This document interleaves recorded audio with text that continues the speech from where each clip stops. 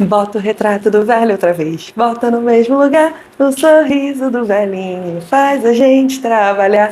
Gente, eu tô muito ansiosa pra chegar no Vargas, eu tenho certeza que vocês também estão, mas a gente ainda tem um longo caminho a percorrer. Em mais um vídeo da nossa série Presidentes do Brasil, hoje vos apresento o libriano Prudente de Moraes, que a mídia dizia que era Prudente de Moraes, prudente até demais.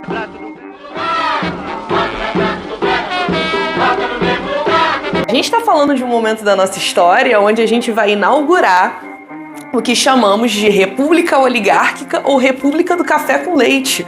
Então eu tô falando de um cara que é responsável por fazer a transição da República das Espadas para a República Oligárquica. O Prudente de Moraes, ele é representante dos cafeicultores de São Paulo, ele é paulista, e a gente vai dar início a um momento da nossa história onde vai haver uma alternância entre Minas e São Paulo. Mas antes de eu explicar sobre isso, até porque tem algumas coisas que a gente precisa falar aqui, eu queria falar um pouquinho da trajetória do Prudente de Moraes, né? O Prudente de Moraes, ele não inicia sua vida política como presidente do Brasil a partir do dia 15 de novembro de 1894. Ele começa a sua vida política muito antes, então ele já havia sido deputado, já havia sido senador, chegou a ser ministro.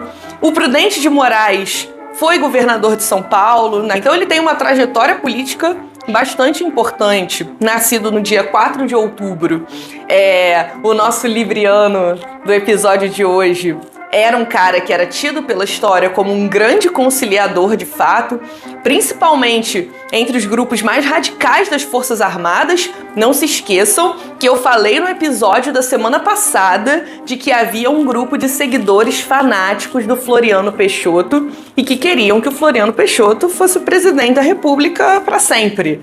Esses jacobinos vão dar muito trabalho agora no governo do Prudente de Moraes.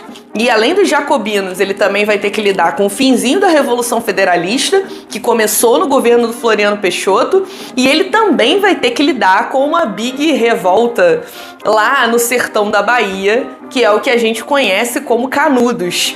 Inclusive, essas questões da imprensa, né, falando sobre o fato de que Prudente de Moraes era prudente até demais, é porque eles questionavam a falta de articulação e de preponderância do Prudente para reprimir a revolta de Canudos.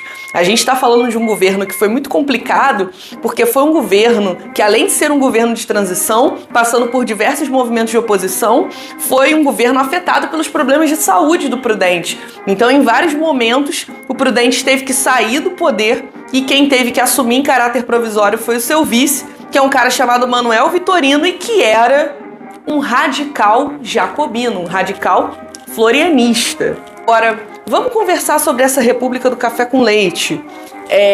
A gente está falando de um governo, de uma fase da história da República que começa em 1894 e vai até a ascensão do Getúlio Vargas em 1930. Então a gente está falando de um período longo. E por que ele é caracterizado como café com leite? É representado politicamente pelos cafeicultores de São Paulo e pelos mineiros, que têm a sua importância no processo eleitoral, porque nessa época são o maior colégio eleitoral do Brasil. E aí, teoricamente, há uma alternância entre Minas e São Paulo. Eu tinha um professor na universidade, e aí quem for aluno da UF, da minha turma ou semestre próximo e que esteja vendo esse vídeo, vai lembrar do que eu tô falando. Esse cara falava muito pra gente que era café puro, se possível, com leite se necessário. E apesar das muitas coisas que aconteceram na UF, foi uma coisa que eu levei pra minha vida, porque você consegue entender a dinâmica da República do Café com Leite. Barulho no vizinho. Esperar o barulho do vizinho.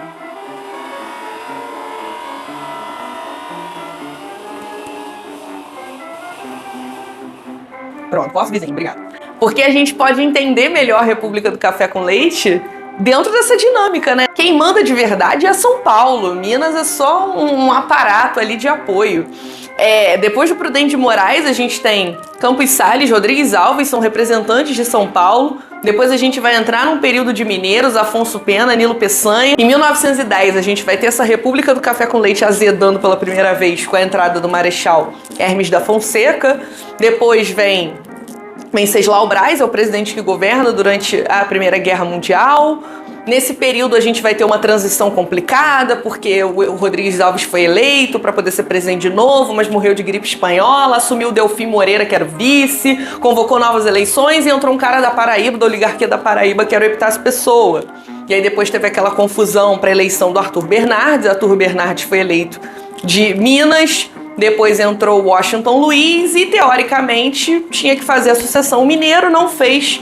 Acabou tendo ali o golpe ou a Revolução de 30, quando a gente chegar lá a gente discute isso, que é com a ascensão do Getúlio Vargas. Então a gente está falando de um período da nossa história que é um período de altos e baixos, de muita instabilidade. Ao mencionar esse aspecto conciliador do Prudente de Moraes, é importante que a gente saiba quais foram as medidas de caráter conciliadores do nosso presidente, né?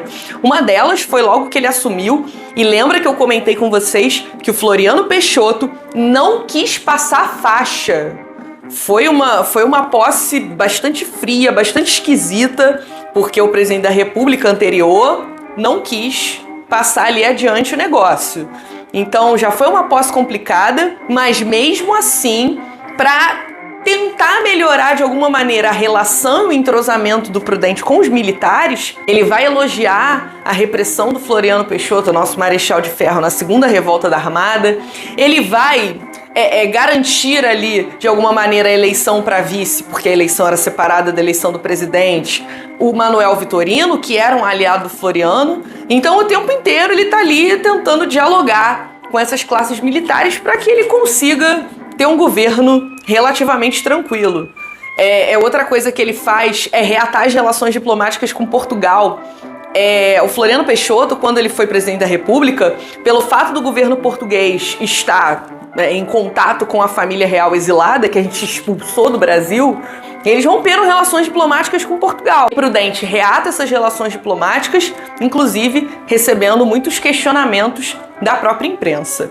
E além de todas essas questões, ele vai ter que lidar com a rebelião de Canudos, Antônio Conselheiro, sertão da Bahia, mais de 25 mil pessoas.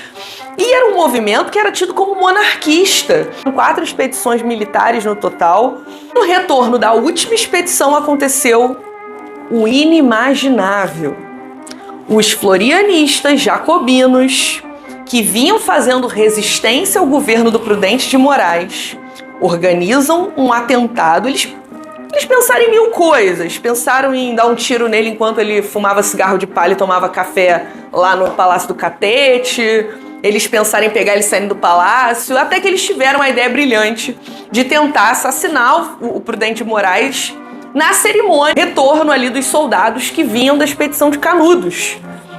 E os caras fizeram uma cagada federal. É impressionante como as pessoas na história do Brasil organizam atentados e o negócio sempre dá errado. Eu nunca vi um negócio desse. Por isso que eu falo que a nossa história é maneiraça. Porque as coisas se repetem. A gente já conversou sobre isso. As coisas se repetem. Os caras tentaram matar o Prudente de Moraes a tiros. Erraram o tiro, tá vendo? O cara é sortudo. Erraram o tiro. O ministro da Guerra vai fazer uma intervenção para tentar pegar o cara que tinha tentado atirar no Prudente de Moraes. E aí o cara dá facadas no ministro da Guerra e assassina o ministro da Guerra. Olha que cagada. Então, quer dizer, isso acontece já em 1897, já estava se encaminhando para o final do governo Prudente de Moraes. Mas, por um lado, foi algo positivo, porque ao mesmo tempo que depois de muito trabalho a gente tem a repressão à Guerra de Canudos, e gente, pelo amor de Deus, eu não estou dizendo que essa repressão foi boa não, foi péssimo. O governo brasileiro foi responsável por matar milhares de pessoas, inclusive mulheres e crianças, o pior possível. Mas ele teve ali uma vantagem com a repressão à comunidade de Canudos e um esvaziamento do movimento florianista por conta desse atentado. Então esse atentado de alguma maneira foi positivo, porque foi um movimento que acabou perdendo força. Prudente de Moraes também vai solucionar questões relacionadas a conflitos de fronteira na Argentina, então a gente ainda tem problemas aí com os argentinos que vêm desde quando, né? Desde o século XIX, desde a Guerra da Cisplatina. Outra coisa, ele também muito preocupado com a parte econômica em beneficiar os cafeicultores, lembra que ele está representando os cafeicultores de São Paulo. Ele vai diminuir as tarifas alfandegárias para facilitar ali as importações e também vai aprovar um programa econômico em 1898 chamado Funding Loan, que é um programa que visa uma estabilização financeira do Brasil. Lembrando que a gente ainda vinha sofrendo questões relacionadas à crise do encilhamento. Quando Floriano Peixoto morreu em 1895, ele morreu de crise hepática, ele teve um problema relacionado à hepatite. O funeral do Floriano Peixoto bombou, mais de 30 mil pessoas, e a galera gritando, viva Floriano, morre Prudente. Então, quer dizer, foi um governo ali bastante conturbado, mas é importante nesse momento de transição e também é importante para garantir que o próximo presidente da República, que também é um representante da oligarquia de São Paulo, possa consolidar esse esquema de alternância do café com leite, a política dos governadores e o coronelismo e o voto de cabresto, que a gente vai falar na semana que vem. Esse é o canal Tato na História. Me segue aqui, se inscreve, ativa o sininho, porque ainda temos aí muitos presidentes para falar na história do nosso Brasil. Um grande beijo e até a próxima.